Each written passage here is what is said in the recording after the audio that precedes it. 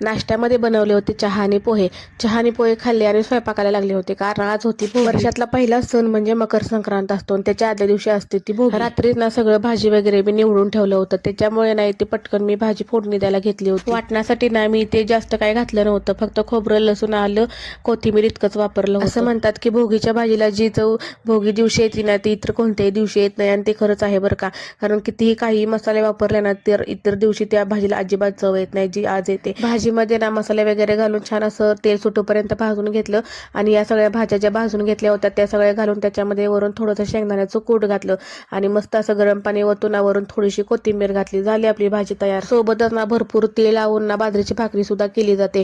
मला तरी बाजरीची भाकरी जास्त आवडत नाही, पण या दिवशी मी आवर्जून बाजरीची भाकरी. स्वयंपाक झाला होता त्याच्यामुळे ना लागलंच मी नैवेद्य सुद्धा दाखवून घेतला, आणि नित्या झोपली होती म्हणून ना मी गावाकडून आणलेले बॅगेतली कपडे सुद्धा मला लावायची होती, ती सुद्धा लावून घेतली. दुपारचं जेवण सुद्धा केलं, आणि नंतर ना संध्याकाळी आम्हाला जायचं होतं बाहेर. थोडीफार ना शॉपिंग वगैरे करायची होती, क्लचर्स, मेकअपचं साहित्य वगैरे घ्यायचं होतं. मग ते घेतलं, आणि येताना ना पार्लरमध्ये सुद्धा जायचं होतं. मग येतानाच पार्लरमध्ये जाऊन आलो, आणि मग संध्याकाळच्या टायमिंगला ना जेवण वगैरे केलं, आणि हातावरती ना छान अशी मेहंदी काढली. तसं ना सणासुदीला का होईना आपण हातावरची मेहंदी काढलीच पाहिजे. आता माझी मेहंदी कशी वाटते ते मला कमेंटमध्ये सांगा, आणि मी काही करायला लागले नित्यामध्ये करणार नाही असं तर कधी होतच नाही. चला मग व्हिडिओ इथे एंड कर.